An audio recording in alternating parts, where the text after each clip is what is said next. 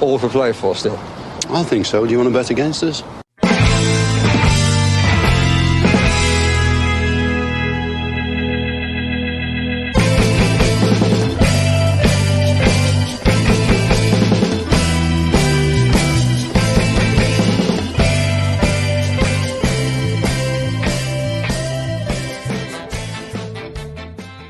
Hello, Aston Villa fans, and welcome to For the Love of Paul McGrath podcast. Been a while since I've been on, and a lot has happened since we last spoke 4 or 5 days ago, I think it was now. I've been curtailing a lot of my work to Twitter, I think, trying to get some what I believe are facts of the stories, of certain stories, out to the masses. But I said it was time to come back after we were linked with Fiorentina right back Michael Kayode. He was actually somebody who I had a piece all ready to go on, a kind of a series I wanted to do on right backs. I had 3 right backs selected, young right backs that might be able to come in, might be able to blossom as the season went on. And Michael Kayode was one of those guys. Somebody, he's only 19 years of age, and we're going to take a look at some of his stuff here in a moment. But he had his real breakout season at Fiorentina this year. He's been highly thought of in the Italian setup as an under 21, where he's performed really well, and that's where he actually caught my attention the first time I ever saw him. He was playing for the Italian under 21s, and he was playing against Ireland, and I just thought he was really, really good in the right back position. He had all the attributes of being able to play in that traditional right back role, or being able to play as that right wing back as well. For Fiorentina under Italiano, he has played in that traditional right back role, staying at home more, if that makes sense, but obviously being able to traverse the field. Wait till you see his heat map is very impressive, really energetic. Everything you expect from a young player. But there's a couple of things that we will talk about him that kind of jump off the page when you watch him. Like, he played 26 games in Serie A last year, so that's his body of work. His body of work is in Serie A, as I say, is 26 games in the league last year, but they were impressive. They were an impressive 26 games, played over 2,000 minutes. He played 6 games in the Conference League as well for Fiorentina last year, as we know, Fiorentina getting to the final. He scored 1 goal in the league. He had 2 assists, 1 in the league and 1 in the Conference League as well. So when you're thinking about him as a player, he has been tasked with being that defensive right back for Fiorentina, while also, when you see his positional wise, he's got the engine to go back and forward and play in both phases of the game as well. But he's a really interesting player. As I say, he's young. He's just about to turn 20. He'll turn 20 on the 10th of July, and it's an interesting one that we would have 2 very young fullbacks like that, Nedeljkovic and Kayode, coming in here to maybe battle together for a place at right back, or maybe right wing back. And I know we've spoken about Nedeljkovic previously, potentially moving into a right centre back role, a la Branislav Ivanovic. That's who he's likened to in Serbian circles. But this gives us options, and we want options. We want players to come into the team. We want to have multiple options and to pad our squad and get more players in there, so that we're not in a situation where we only have 16, 17 players to pick from over the course of next season. So bringing this guy in will be a massive addition for the future. It would go well with the 23-year-old Dean Matson that's come in, the 23-year-old Baron Cech has come in as well, and we've got a little piece coming up on him soon as well, from somebody else, and also Samuel Illing Jr., the soon-to-be 21-year-old that's coming in that left side of position, along with Lewis Dobbin, that will come in maybe in that striker's role, that number 10 role, or even in that left or right side role as well. So, stocking the team with good young players seems to be the remit of Monchi and of Unai Emery. And even when we go back to our January transfer window, we brought in a Morgan Rogers, 21, 22 years of age. We brought in Nedeljkovic as well, who we know is very, very youthful too. So I've always said, it's about finding players with tangibles that have physical traits that cannot be taught, bringing them in, getting players that have good footballing IQ as well, and letting them blossom within this team. And hopefully that's what we do see with this young man as well, should he come to Aston Villa, and should Aston Villa have their bid accepted. The bid at the moment apparently is 15 million euros.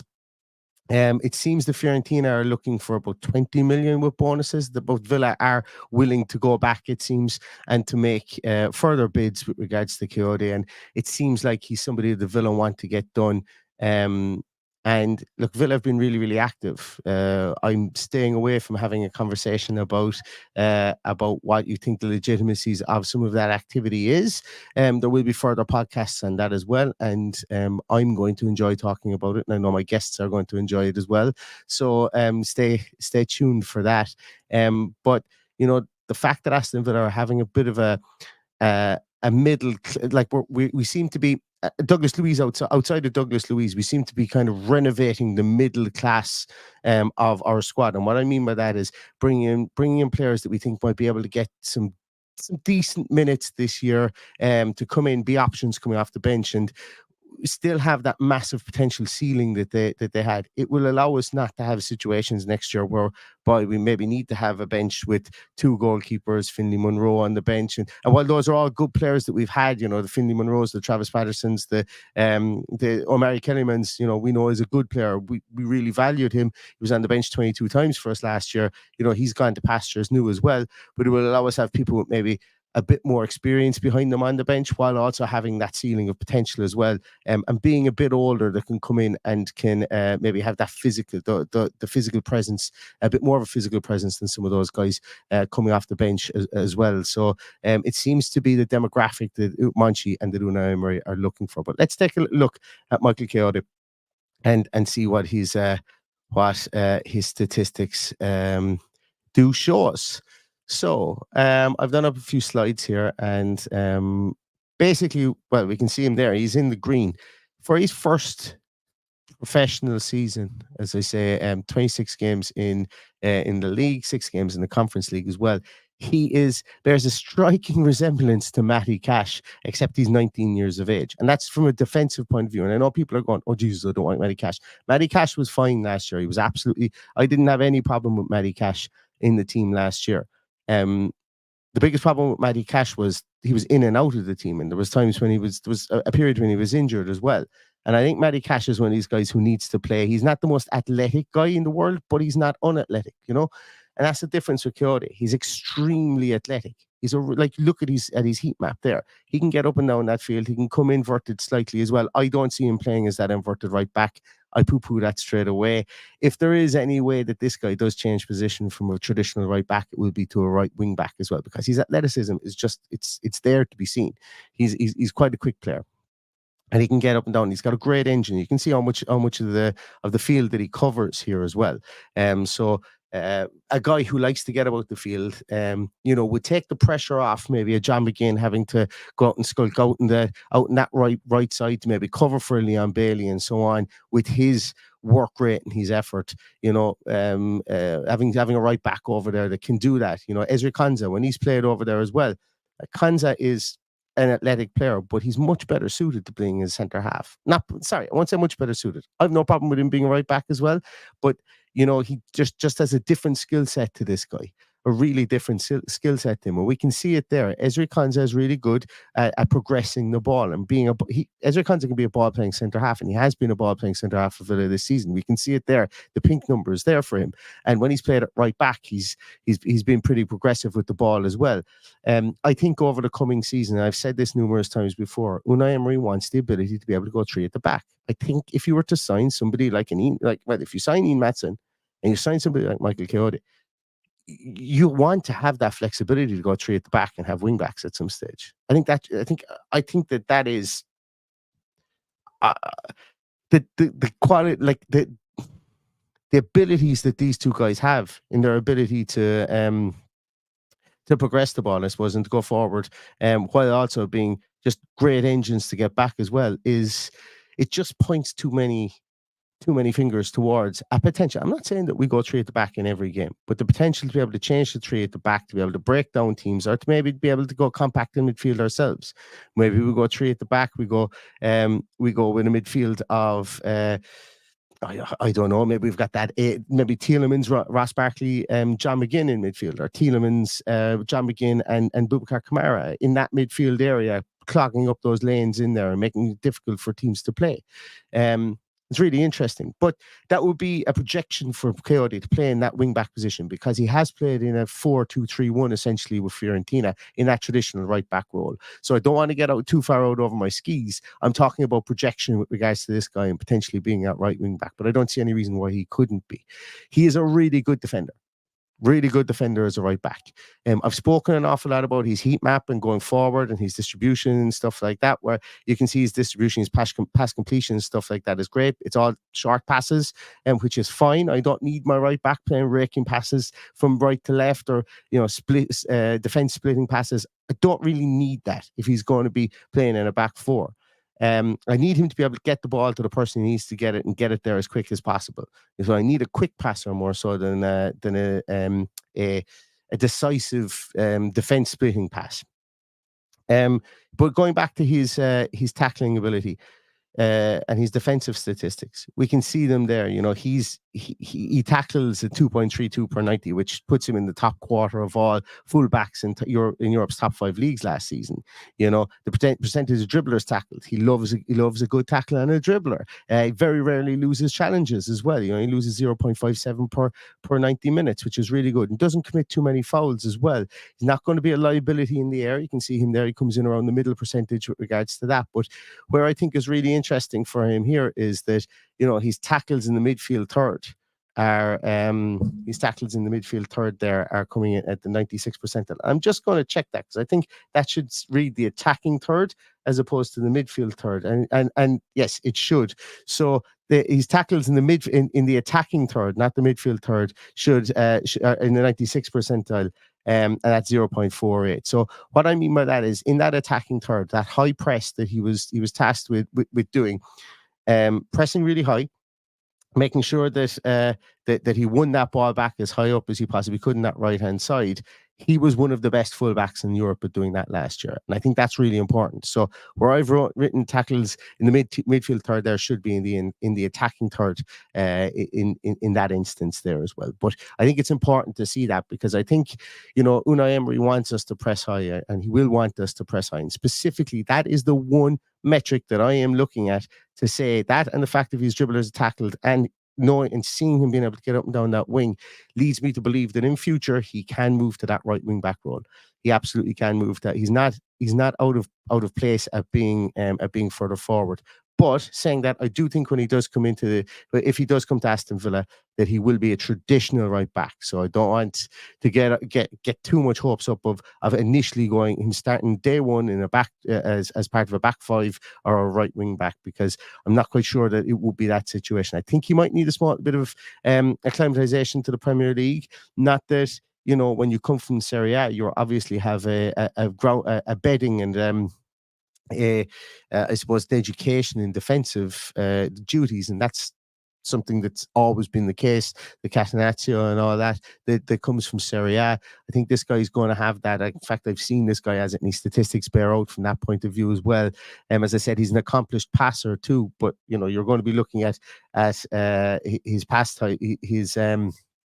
His passing is it's mostly in the defensive third and the midfield third, and when you're looking at it, it's mostly medium passes. Yes, he does have quite a lot of long passes as well, but it's this guy ain't going to be splitting the defense. He's going to be a functional passer of the ball, and whether it be long passes, medium passes, or short passes as well, which I'm okay with. We don't need everybody. Everybody doesn't need to be a goal and a shot creator. They just don't. And I'm absolutely okay with that. And that's not to say that this 19-year-old man, soon to be 20-year-old, can't grow into that, because there's lots of green shoots with regards to his passing statistics here as well. Like his long passing statistics come in at 58.3%.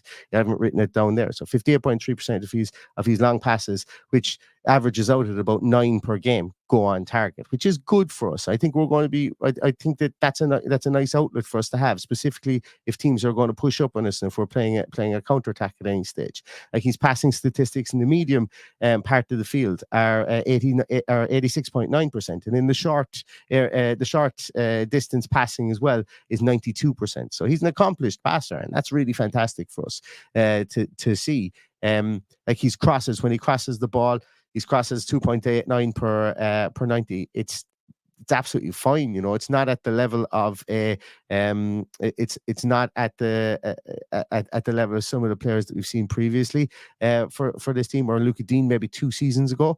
But as we can see there, it would be the most the most crosses from that right hand side that we would have had into the box for anybody this season. So that's another string to his bow, and he's so young, as I said, that will improve.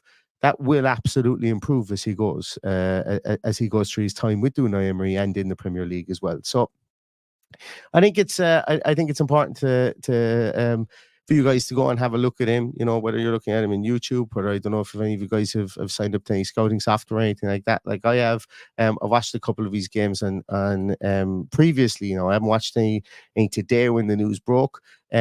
And he's an exciting player. He is an exciting player. He's somebody that's really highly thought of within the Italian footballing fraternity.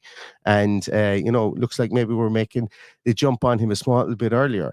And it looks like the Unai Emery wants this type of player from a right back, considering we were linked with Raul Benanova, who has similar, not the same, absolutely not the same, but similar characteristics as Kayode as well. Albeit he's a different body frame and stuff like that, and these statistics aren't a complete another mirror image of each other, but they've got one or two similar characteristics there as well, which I think is interesting to see. So just to kind of give you a couple of notes that I've written down on Kayode: is very talented and athletic defender, excels in one-on-one defensive situations. A lot of the footage you'll see of him will be in defensive situations, which is brilliant to see, specifically for a young player, and a young athletic player as well, because if a lot of the times they're tasked with being more attacking than they are defensive. So the fact that this guy is being told to be more defensive, or being taught to be more defensive, and use his athleticism in that aspect, to me is a tangible that Unai Emery and Monchi are looking for. Very strong tackler, really good positional awareness as well. For somebody who gets up and down the field there, you can see that he covers quite a lot of ground inwards within the field as well, and positionally he's able to follow players in field and not feel daunted as well, while having the athleticism to get back out to the byline once more if is needed as well. Comfortable on the ball, as I said, good passing ability and a willingness to get forward and contribute to attacks, while albeit not being that assist getter as well, which is fine for somebody so young. I've read a couple of tweets about him, and I've read a couple of things on Fiorentina's message boards, and they talk about him being very mature. They talk about him being somebody who's come in and looked like he's been there quite a while within the team. They talk about leadership skills. I've absolutely no way of measuring that, but they talk about leadership skills in there as well. And something that they've mentioned on those boards as well, something that's something that's been echoed by the Italian under-21 management team as well. We're not the first team that he's been linked with. He's been linked with Arsenal and Man United as well previously. There seems to be a lot of Premier League teams that seem to think that he's going to be a good fit within the Premier League as well. So I think maybe Aston Villa are looking to get a jump on those teams. We do know that we probably want to sign a right back soon. So maybe signing this guy and getting this position sorted. We know that Matty Cash is getting attention from Serie A, from Inter Milan, AC Milan as well. So potentially there might be an outgoing there. I'd be sad to see Cash go, just like I was with Douglas Luiz. But, if we need to manipulate the squad, if we need to turn the squad around and turn over in certain areas, I think it's, we have to trust the guys that are there to do that. That's what they've been brought in to do. But potentially this one might be a replacement for Cash, as opposed to somebody who comes in to play with Cash as well. But other bits and pieces I've written down about Kayode as well is one thing I did notice, as I mentioned, that Fiorentina played in 4-2-3-1, and he seems to work very well with a double pivot. And what I mean by that is that he seems to be very comfortable passing and receiving again very quickly, almost playing triangles with a double pivot there. He passes quite laterally from time to time as well, you know. So he's not afraid to pass into the field, so he doesn't get flummoxed, move out to the wing, and then just lump it forward. And he's okay with going laterally as well, and he's okay with passing it backwards. Hey, in a possession based team, how many times have we seen Villa players be caught in their own corner and go backwards to the goalkeeper, or go back inside again? So having that skill set, it's so young, and it being a trait that's noticeable on the field for him is quite good and fits in with the Unai Emery style as well. He's pretty good, good special awareness, as I mentioned before. Like he doesn't see grass and try and run directly into it. How am I going to explain this one? So a lot of times with young athletic players, or even old athletic players as well, if they've got a bit of grass in front of them, the first thing for them to do is to put on the afterburners and eat into that patch of grass. And sometimes what can happen there is, if you've got players in front of you, which most fullbacks will do when they're in that situation, because, on the overlap, it's very rare that you get in behind a full back or a right midfielder, specifically if we're playing that traditional full back position where you're coming from a bit deeper. So if he picks up that ball in a bit of space and he's got room in front of him, but there are covering players inside, he knows that if he puts on the afterburners and goes forward, no matter how fast he is, somebody's probably going to come laterally and catch him, or knock him off his stride, or make him have to come back inside again. So what he does is, he doesn't just eat up that space. He's spatially aware. He understands where people are around him. His peripheral vision seems to be good. Now, look, we can never say anything like this to be sure, but it seems to be pretty good. And the fact that he's intelligent about when he makes those runs forward, and he's intelligent about maybe, where pressure is coming from. Do you want to call it pressure resistant? I suppose you could. I'm reluctant to utilize terms like that, because nobody is 100% pressure resistant, bar some of the best players that have ever played the game. But like a 19-year-old fullback from Fiorentina who's played 26 games, it would be absolutely bonkers for me to start throwing around generational pressure resistance phrases for somebody so young. But what I'm saying here is that he's got that footballing intelligence, or he's cute enough to know that, okay, if I sprint forward here, I'm going to get caught by somebody coming laterally. So I don't need to use all this space. Let them come to me, and let the other players in front of me create this space, instead of me eating up the space that's already available to me. And that might drive some people mad when they watch it, but it's an intelligent way to play. At times, it's an intelligent way to play, specifically if teams are in a low block, or if teams are filtering back to get into a low block. And what wide players, and specifically fullbacks in particular, I find can happen is that they try and outrun the team to get past that block, if that makes sense. And that never really works out because of the lateral coverage that those teams will have.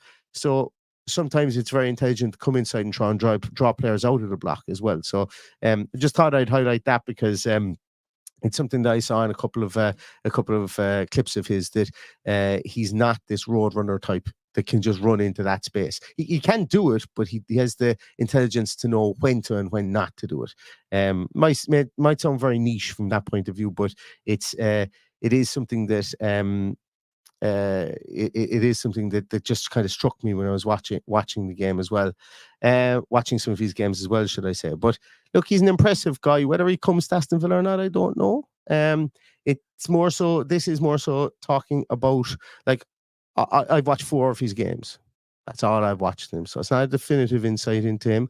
It's more a case of seeing what kind of intangibles he has, seeing if they would fit into an Emery's team. And I think what I've outlined here does give me quite an interesting kind of view on him and where Unai Emery could play him. And I think he's got a lot of things he does naturally, or he's been taught to do with Fiorentina, are very translatable within this Unai Emery team, given his youthful age and so on.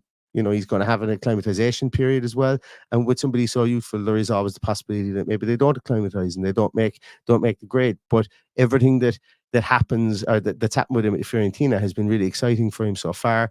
He's got a lot of admirers, and I think that should Aston Villa be able to pull this one off, I think it would be a very, very nice addition to our stable of right backs. Give us a lot of future proofing there as well, but also give us a lot of tactical flexibility. Should we need to go and play, should Michael Kayode have to play a concerted amount of games, I would have no problem with it. But it also gives us that flexibility to maybe protect him a small bit more with a back three if needed. Or to maybe just throw him in there and see how he gets on. So really, really interesting link, and somebody that I'm definitely going to go and watch an awful lot more of and see how this one progresses. So thank you so much to everybody for watching this. I really hope you enjoyed it. I hope it's given you a bit of an insight about Michael Kayode. I'm going to try and get people who are a lot more intelligent about him, a lot more insightful about Michael Kayode than I am to come on and chat about him. I've one or two people potentially lined up as well. Going to have a couple of more podcasts, I think, today as well. You know, back in the horse now, there's a lot to talk about, so stay tuned. If you aren't already following on YouTube, please do click on the thumbs up button and also click on the bell to be notified because, as I say, as and when if guests become available today, I'm going to try and jump on later in the afternoon to try and interview those guys and get their feelings on a couple of things Aston Villa at the moment. So please don't miss out on that. Thanks a million for your time today. Another exciting link to Aston Villa, and it's been an absolutely whirlwind last 4 or 5 days, but I don't think the transfer window is over for Aston Villa yet, as this link proves. So everybody, thank you so much for your time. In the meantime, stay safe, stay healthy, and all that's left to say is up the Villa.